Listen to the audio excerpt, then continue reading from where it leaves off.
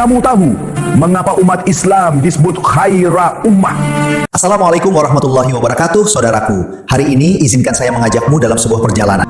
Perjalanan menuju pemahaman yang akan mengubah cara pandang kita tentang Islam, tentang siapa diri kita yang sebenarnya, dan tentang misi mulia yang telah Allah amanahkan kepada kita semua.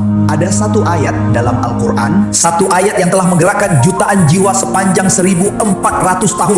Satu ayat yang mampu membangkitkan umat dari tidur panjang mereka. Allah Subhanahu wa Ta'ala berfirman dalam surah Ali Imran ayat 110, "Kamu adalah umat yang terbaik yang dilahirkan untuk manusia, menyuruh kepada yang makruf dan mencegah dari yang mungkar dan beriman kepada Allah." Subhanallah, apakah kita layak disebut khaira ummah, umat terbaik, ataukah gelar mulia ini telah kita sia-siakan? Mari kita temukan jawabannya bersama dalam kisah yang akan mengubah hidupmu selamanya. Bismillah, mari kita mulai.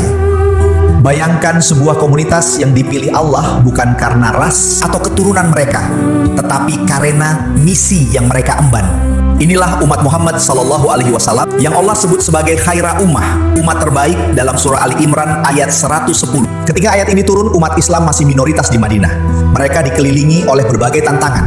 Orang-orang Yahudi yang meragukan risalah Nabi Muhammad Sallallahu Alaihi Wasallam, orang-orang musyrik Quraisy yang terus memusuhi, dan kaum munafik yang bersembunyi di tengah-tengah mereka. Namun di tengah situasi sulit ini, Allah memberikan titel yang luar biasa. Kamu adalah umat terbaik. Tetapi perhatikan, ini bukan sekedar pujian kosong. Allah langsung menjelaskan syarat-syaratnya. Pertama, ta'muruna bil ma'ruf, menyuruh kepada kebaikan. Kedua, tanhauna anil munkara, mencegah kemungkaran. Ketiga, tu'minuna billah, beriman kepada Allah. Artinya, keunggulan ini adalah tanggung jawab aktif, bukan warisan pasif. Sayyid Taqiyuddin An-Nabhani, pemikir Islam terkemuka abad ke-20, memberikan tafsir yang sangat aplikatif terhadap ayat ini. Pertama, amar ma'ruf nahi mungkar bukan sekadar ritual. An-Nabhani menekankan bahwa amar ma'ruf nahi mungkar harus dipahami secara komprehensif dan sistemik.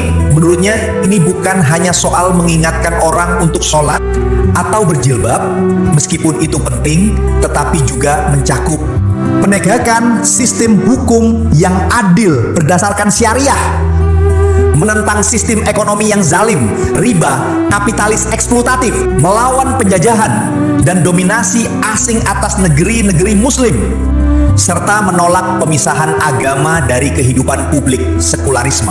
Kedua, umat terbaik adalah umat yang hadir dalam kehidupan. Dalam kitab-kitabnya seperti Asi Syakhsiyah Al-Islamiyah, kepribadian Islam, An-Nabhani mengkritik umat Islam yang hanya fokus pada ibadah ritual, namun absen dari urusan politik, ekonomi, dan sosial. Ia menyatakan bagaimana umat ini bisa menjadi khaira ummah jika kemudian mereka membiarkan hukum-hukum Allah tidak diterapkan, lalu membiarkan kaum kafir menjajah negeri-negeri muslim, dan membiarkan sistem-sistem kufur mengatur kehidupan mereka. Ketiga, keimanan harus melahirkan aksi politik. Yang sangat khas dari pemikiran An-Nabhani adalah penekanannya pada dimensi politik dari ayat ini. Menurutnya, amar ma'ruf nahi munkar tidak cukup hanya dilakukan secara individual. Harus ada dakwah kolektif dan kerja politik terorganisir untuk mengubah sistem. Umat Islam harus bekerja untuk menegakkan khilafah sebagai sistem yang menerapkan Islam secara kafah atau menyeluruh. Keempat, perbandingan dengan Ahlul Kitab An-Nabhani juga menganalisis bagian kedua ayat yang menyebut Ahlul Kitab. Ia mengatakan bahwa Ahlul Kitab Yahudi dan Nasrani kehilangan keunggulan mereka karena mereka menyembunyikan kebenaran, katamu al-haq. Mereka mengubah kitab-kitab suci mereka. Mereka lebih mementingkan dunia daripada akhirat. Mereka tidak mengamalkan apa yang mereka ketahui. Umat Islam diberi peringatan implisit. Jika mereka melakukan hal yang sama, tahu Islam tetapi tidak mengamalkan, paham syariah tetapi tidak memperjuangkannya, maka kita umat Islam akan kehilangan gelar khaira ummah ini. Refleksi untuk masa kini. Hari ini, pertanyaan yang harus kita ajukan pada diri sendiri adalah, apakah kita layak disebut khaira ummah? sebagai umat terbaik, ketika melihat kemungkaran di sekitar kita, apakah kita berani menegur? Ketika sistem yang zalim merugikan umat, apakah kita hanya diam?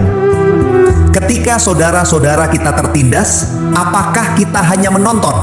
Syekh Taqiyuddin An-Nabhani mengingatkan, gelar Khaira Ummah adalah amanah, bukan alasan untuk bangga diri. Ia adalah tanggung jawab yang menuntut kita untuk terus bergerak, berdakwah, dan memperjuangkan tegaknya Islam di muka bumi. Pesan untuk kita semua. Saudaraku, ayat ini adalah panggilan untuk bangkit. Bukan sekadar untuk menjadi muslim yang soleh secara personal, tetapi untuk menjadi umat yang kemudian membawa perubahan bagi seluruh manusia. Seperti yang selalu ditekankan An-Nabhani, dakwah bukan hanya tentang mengubah individu, tetapi tentang mengubah masyarakat dengan sistem Islam yang menyeluruh. Semoga kita termasuk dalam kategori Khaira Ummah yang sesungguhnya, yang tidak hanya beriman di hati, tetapi mengamalkan iman itu dalam setiap aspek kehidupan, termasuk dalam perjuangan politik dan sosial untuk keadilan dan kebenaran. Wallahu a'lam bishawab. Wassalamualaikum warahmatullahi wabarakatuh.